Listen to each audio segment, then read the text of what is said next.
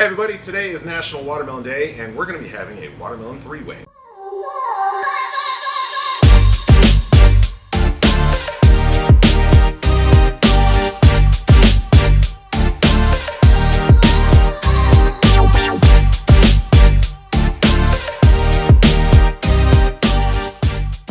That cut off a little too fast. We're having a watermelon three ways. Sorry to confuse anybody. My name's Jason Poole. I'm one of the founders here at Midtown Spirits. We're starting a new series showing you all the ways that we can make casual cocktails with our serious spirits. That's what we're proud of doing here at Midtown Spirits, and we're excited to show you a few different fun ways to use them. We did say this was going to be a watermelon three ways, so you might be a little confused why I've got some limes out on the cutting board. But these are actually going to turn into little tiny jello shots that are going to mimic the look of an actual watermelon. And the third one we're going to be doing is just the behemoth over here. We're going to be filling this one up with watermelon jello shots as well, slicing up them into wedges so you can eat them just like you would a watermelon. Selecting watermelon is critical here because you want to make sure you have something that's going to taste like a watermelon and not just a whole bunch of dry cardboard. When you're looking for a watermelon, be sure to find one that has this really nice yellow sunspot here. That's a pretty good indicator that we're going to be finding something that's going to be tasty and juicy. As we're going to be doing this, we're going to be infusing this whole watermelon here. This is more of a personal size. You're welcome to do a larger party size if you'd like. We're going to be infusing this with a bottle of vodka. Easiest way to make our little marks on top here is to use the cap from the bottle of vodka and then take a pen and draw your little marks around so you know where you're going to be cutting. If you prefer to do it where you're not going to be taking up the entire refrigerator and happen to have one of these little flavor infusers at your house, by all means go ahead and use that and just inject all over until you start seeing vodka coming out of all those holes. Then you know you've reached the saturation point and you no longer need to do so.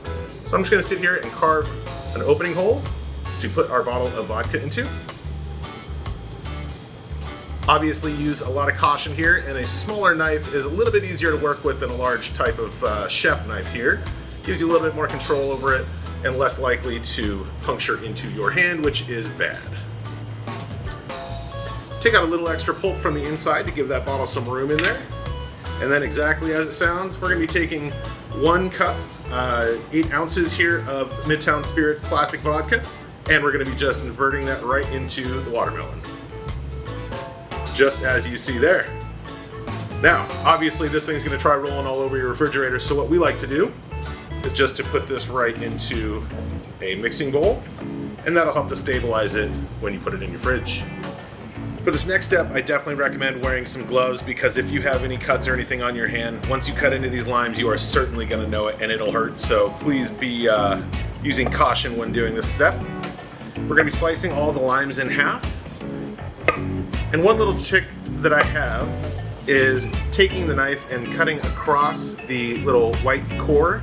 It's going to make it a little bit easier if you use your spoon cutting it out after you do this step.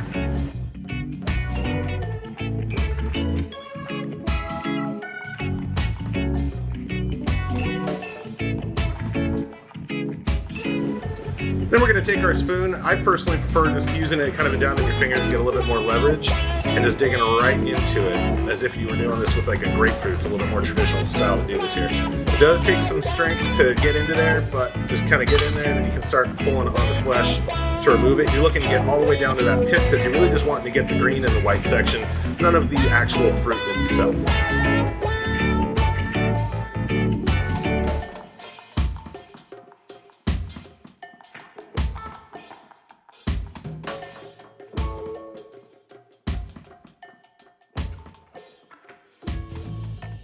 Next thing we're going to be doing is getting our second vessel ready, which is going to be the watermelon shell itself. So we're going to just be scooping all the watermelon out and reserving that because we're going to be using that juice to make our jello.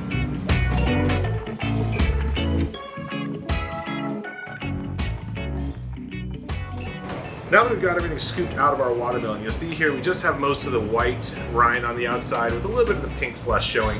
If you like to have more, that's a personal preference. If you kind of want to have a little bit of a chaser per se after taking the jello shot, your choice. Just leave a little bit more of the flesh. I prefer the cosmetic look of just having the white because we're pouring a red jello in afterwards. Now we'll blend up this watermelon and get ready to start making our jello.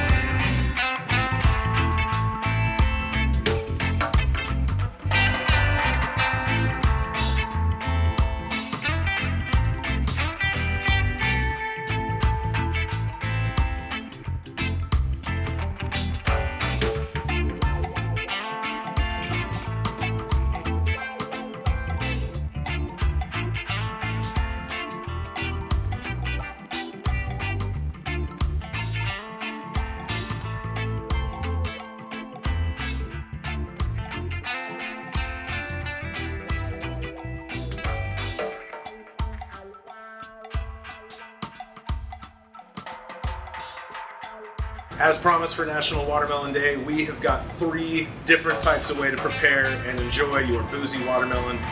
We've got our infused watermelon, the bottle sticking straight out of it. Overnight, that's gonna infuse for 12 to 14 hours or so, and then you'll be good to go and happy, trust me. We're gonna be slicing into our full half watermelon, and then these cute little lime guys that actually will just look like a watermelon slice once we're all done.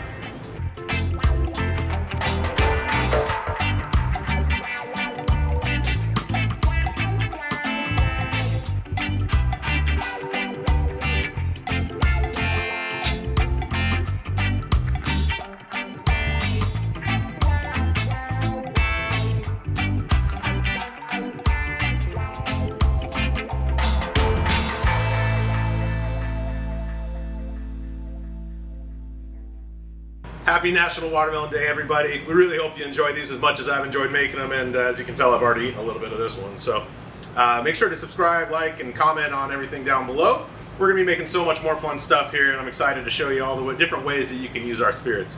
Happy National Watermelon Day. Ooh, bougie.